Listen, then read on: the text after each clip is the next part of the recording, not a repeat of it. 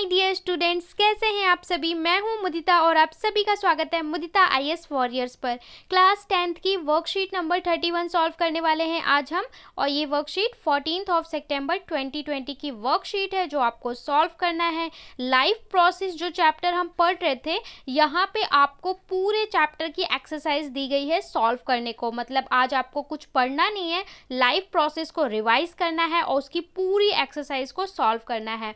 14 सितंबर को इंडिया में बहुत इंपॉर्टेंट डे सेलिब्रेट किया जाता है। अगर आप 14 को स्कूल जाते तो आपको प्रिंसिपल स्पीच देती इस दिन के लिए। तो कौन सा दिन, कौन सा इंपॉर्टेंट डे सेलिब्रेट किया जाता है वो आप मेरे को कमेंट बॉक्स में बताएंगे 14 सितंबर को। और अगर नहीं पता है तो आप वीडियो को पॉज करिए, गूगल करिए और उसके बाद लिखिए, क्योंकि बहुत इंपॉर्टेंट डे है इंडिया के लिए, वो आपको पता होना चाहिए। अब देखिए, आप जो आपको क्वेश्चन दिए हैं लाइफ प्रोसेस के, वो 3 पार्ट्स में दिए हैं। नंबर 1 ऑब्जेक्टिव टाइप क्वेश्चन, और हम इनको डिस्कस भी 3 पार्ट में करेंगे। मतलब आपको इसके लिए 3 वीडियो दी जाएंगी, वीडियो 1, वीडियो 2, वीडियो 3। मतलब पार्ट 1, पार्ट 2, पार्ट 3। पार्ट 1 में हम डिस्कस करेंगे आपके ऑब्जेक्टिव टाइप क्वेश्चन। देखिए, आपको सबसे पहले दिए हुए हैं, ये बॉक्स दिया हुआ है, इसमें 10 क्वेश्चन दिए हैं जो ऑब्जेक्टिव टाइप है। मैं इसको आपको थोड़ा नीचे तक ले जाकर दिखा दूंगी। देखिए, यहाँ पे आपको 10 क्वेश्चन दिए गए हैं जो आपके ऑब्जेक्टिव है, यानी आपको एलिमिनेट करके बताना है ABCD और उसका 2 लाइन में या 1 लाइन में आंसर करना है। ठीक है, इसके बाद हम पार्ट 2 में देखेंगे। पार्ट 2 में हम देखेंगे short answer type question. Short answer type question में आपको कितने क्वेश्चन दिए गए हैं, ये डायग्राम दिया गया है। इसके अलावा आपको 10 क्वेश्चन दिए गए हैं शॉर्ट आंसर टाइप, जिसको आप 5 to 6 लाइंस में एक्सप्लेन कर सकते हैं। नंबर 3 पार्ट में हम डिस्कस करेंगे long answer type question. Long answer type जहाँ पे आपको डायग्राम बनाना है, पूरा एक्सप्लेन करना है 4 to 5 मार्क में। इसमें आपको 3 क्वेश्चन दिए हैं, हर क्वेश्चन के 2-2 पार्ट दिए हैं। तो सबसे पहले हम डिस्कस कर लेते हैं पार्ट 1। पार्ट 1 जो हमारा है, इसमें हम ऑब्जेक्टिव टाइप क्वेश्चन को देख रहे हैं। Let's get started. First question हम ऑब्जेक्टिव टाइप में हमें दिया गया है। 10 क्वेश्चन ऑब्जेक्टिव टाइप यहाँ हम डिस्कस करने वाले हैं। फर्स्ट क्वेश्चन में आपसे बोला है organelle used as the site of photosynthesis. Photosynthesis कौन सी ऑर्गेनेली में होता है। Number 1 mitochondria, number 2 cytoplasm, number 3 C chloroplast, number D Golgi apparatus. ठीक है, ऐसे देखो कि जैसे हम KBC खेल रहे हैं, A B C या D। तो बेटा देखो, इसका आंसर क्या होगा, सी, यानी कि क्लोरोप्लास्ट। आपका फोटोसिंथेसिस कहाँ पे होता है, क्लोरोप्लास्ट में होता है। ठीक है, माइटोकॉन्ड्रिया तो पावर हाउस होता है, साइटोप्लाज्म तो लिक्विड होता है, गोल्गी एपरेटस तो आपको पता है चीजों को पैकेजिंग का काम करता है। तो क्या बचा, क्लोरोप्लास्ट। क्लोरोप्लास्ट समझ में आ गई। क्लोरोप्लास्ट का क्या काम होता है, फोटोसिंथेसिस के लिए होता है और प्लांट्स में होता है। तो फर्स्ट क्वेश्चन का आंसर क्या हो गया, सी, यानी कि क्लोरोप्लास्ट।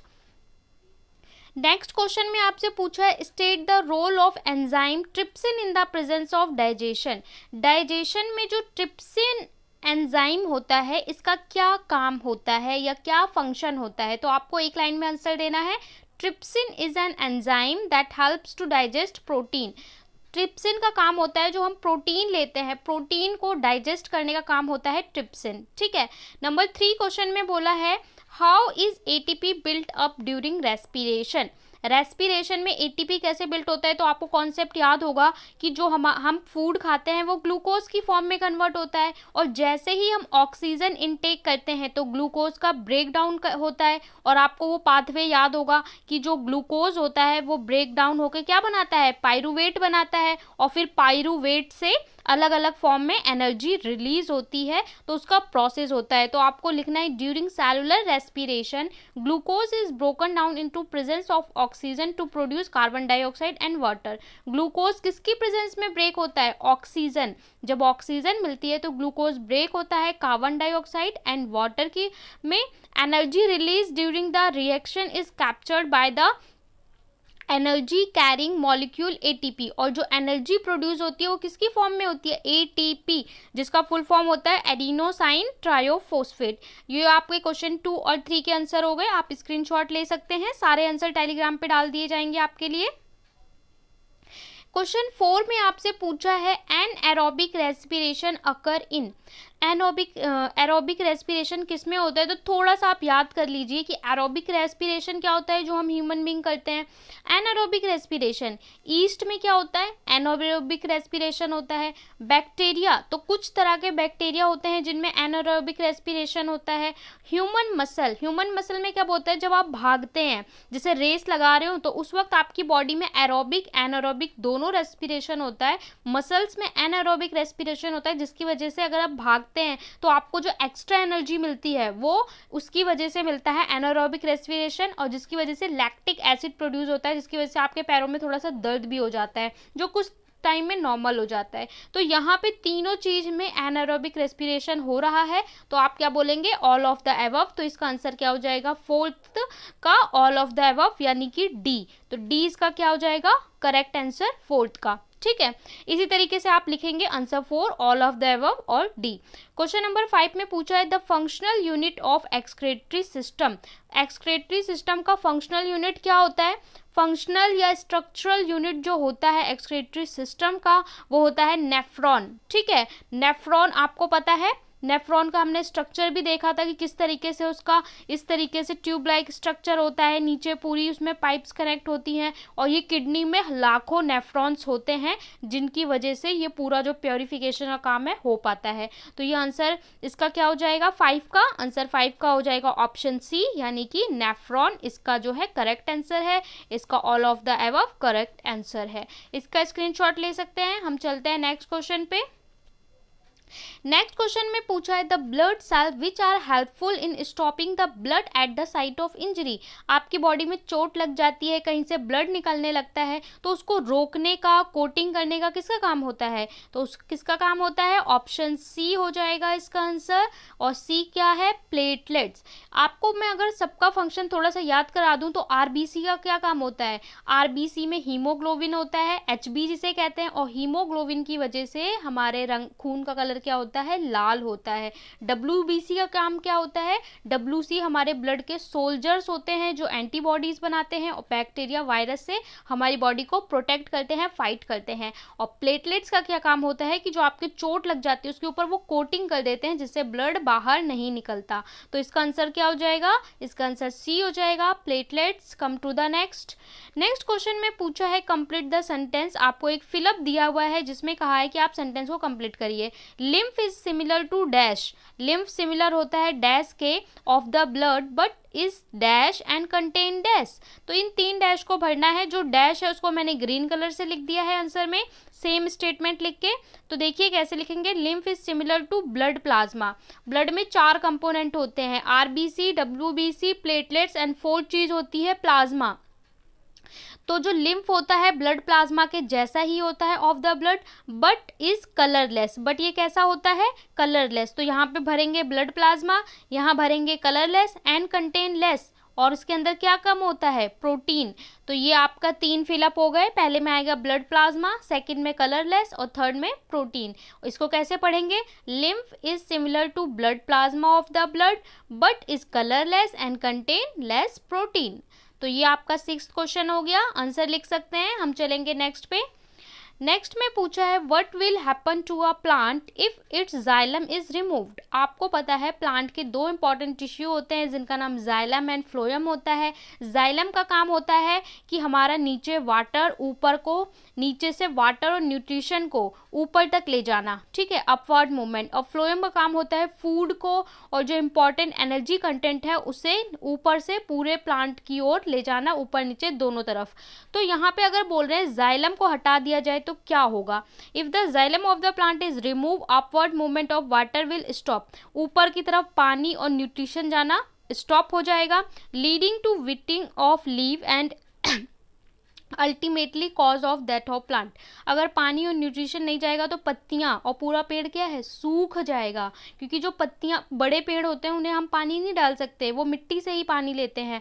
पत्तियां पूरा सूख जाएगा, पानी नहीं मिलेगा तो प्लांट की क्या हो जाएगी, डेथ हो जाएगी। तो अगर जाइलम को रिमूव करते हैं तो पेड़ हमारा मर जाएगा। ये इसका आंसर हो गया। आप इसको भी स्क्रीनशॉट ले सकते हैं। सो गाइज नेक्स्ट क्वेश्चन है the blood vessel which bring oxygenated blood from the lungs into the heart is dash.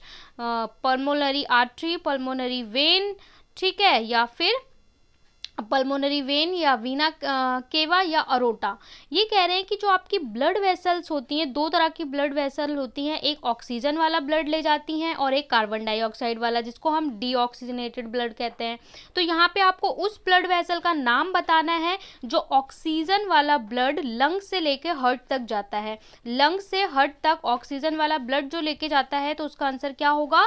Pulmonary vein, यानी कि ऑप्शन नंबर सी होगा उसका आंसर, पल्मोनरी वेन। ठीक है, जो आपकी पल्मोनरी वेन्स होती हैं वो ऑक्सीजन वाला ब्लड लंग से लेके हार्ट तक ले जाती हैं। वहीं पल्मोनरी आर्टरी क्या करती हैं? पल्मोनरी आर्टरी करती हैं कार्बन डाइऑक्साइड वाला या फिर डीऑक्सीजनेटेड ब्लड को कैरी करने का काम करती हैं। तो इसका आंसर क्या हो गया? इसका आंसर हो गया सी, यानी कि पल्मोनरी वेन। इसको हम डिटेल में डिस्कस भी करेंगे जब हम पार्ट सी करेंगे। इसके बाद कम टू द नेक्स्ट।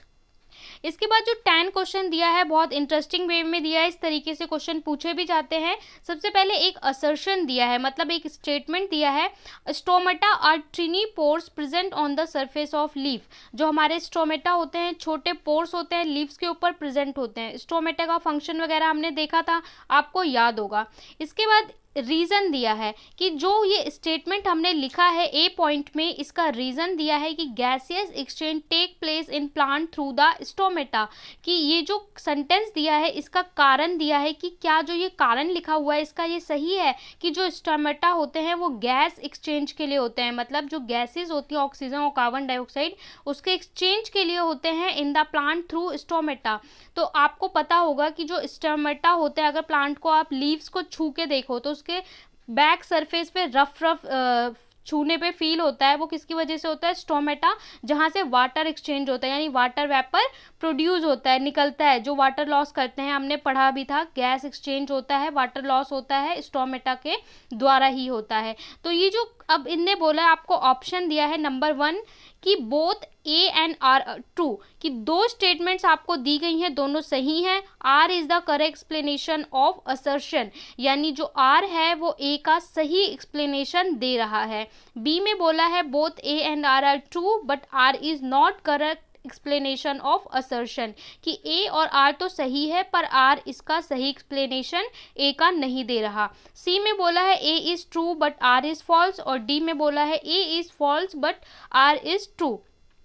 तो देखिए दोनों सेंटेंस सही हैं और जो एक्सप्लेनेशन है आर वो भी सही है, क्योंकि स्टोमेटा छोटे पोर्स होते हैं और उनका काम क्या होता है? गैस एक्सचेंज का। जो फोटोसिंथेसिस के बाद गैस एक्सचेंज होती है, यानी हमारी ऑक्सीजन रिलीज होती है, उसको रिलीज करने का, वाटर वेपर जो वाटर लॉस होता है उसको रिलीज करने का, गैस एक्सचेंज करने का। तो दोनों स्टेटमेंट करेक्ट है, तो इसका आंसर क्या हो जाएगा? ए इसका आंसर हो जाएगा, यानी both A and B are true and R is the correct explanation of assertion. तो आप ये वाला सेंटेंस लिख देंगे और ए इसका करेक्ट आंसर होगा। तो यहाँ पे हमने बहुत आसानी से 10 क्वेश्चन जो ऑब्जेक्टिव टाइप थे उन्हें सॉल्व कर लिए। ये आंसर आपको 1 to 2 लाइन में सॉल्व करने थे। इसके बाद हम नेक्स्ट पार्ट लाएंगे। नेक्स्ट पार्ट में हम शॉर्ट टाइप आंसर्स को पूरे विद एक्सप्लेनेशन क्वेश्चन को डिस्कस करेंगे एंड थर्ड पार्ट में हम लॉन्ग क्वेश्चन को डिस्कस करेंगे। Thank you so much for watching. Bye bye, take care.